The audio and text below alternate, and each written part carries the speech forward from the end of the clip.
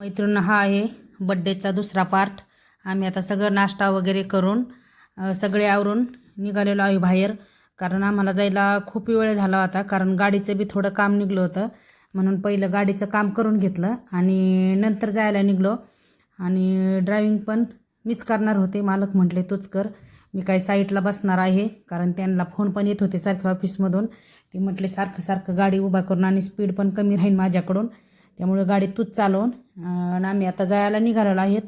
आलो तिथं आम्ही पहिला आलो मंदिराला, कारण सुट्टी पण होती, सगळे घरी होते आणि खूप दिवस पण झालेलं होतं गेलेलं आणि बड्डे पण होता, चला म्हटलं जाऊन येऊ मंदिराला।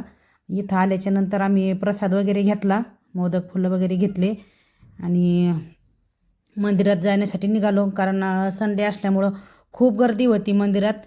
लाईन भरपूर लांब लागली होती, पार्किंग लावायला जागा पण नव्हती तिथं पार्किंगमध्ये गाड्या लावायला।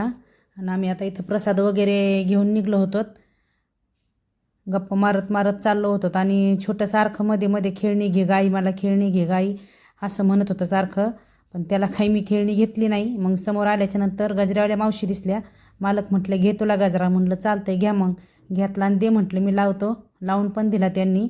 मग तिथून आल्याच्या नंतर हे पहा मंदिरामध्ये खूप गर्दी होती, कारण रविवार होता ना, आम्हाला जायला पण लेट झालं आणि इथं आम्ही लागलो बारीला लागल्याच नंतर तिथं ना ते पुजारी काका मालकाच्या ओळखीचेच होते, मग ह्यांनी फोन केला, मग ते म्हणले या बाहेरून साईडला।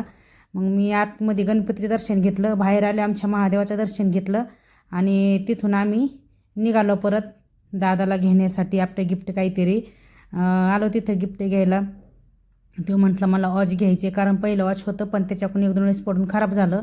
वॉच घेऊन परत आम्ही घरी येण्यासाठी निघलो, कारण मला स्वयंपाक माझा स्वयंपाक पण राहिला होता करायचा, कारण दादाचे मित्र येणार होते 4-5 जण।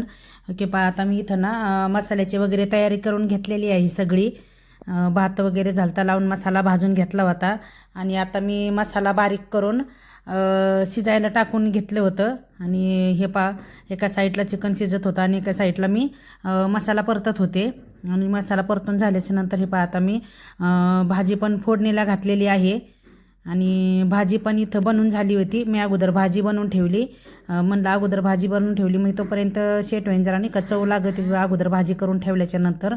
आणि इथं माझी आता भाजी झालती करून आणि मी भाकरी करायला पण लागले होते आणि माझ्या भाकरी पण झाल्या होत्या करून, कारण खूप वेळ झाला होता, करायला एकटी होते आणि मदतीला नव्हतं कोणी। हे आता दादाचे सगळे मित्र आले होते, आले म्हटले काकू घरात खूप छान वास येतोय, पटकन घ्या केक आणि ते कापून आम्हाला जेवायचे, कारण वेळ पण झाला होता खूप। आणि मी मालकानी आणि छोट्या बेबीनी ना त्यांना वाळून घेतलं आणि छोट्या बेबीने आणली होती त्याच्यासाठी कॅडबरी गिफ्ट आणि आम्ही आणलं होतं वॉच। आम्ही त्याला अगोदर वॉच वगैरे देऊन घेतलं, म्हणले मुलं म्हणले काकू अगोदर गिफ्ट देऊन घ्या, कारण नंतर ते आम्ही स्प्रे मारणार ते खराब होईल चेहरा ते त्याचा, म्हणून अगोदर आम्ही गिफ्ट त्याला दिलं आणि नंतर केक कापायला लागलोत।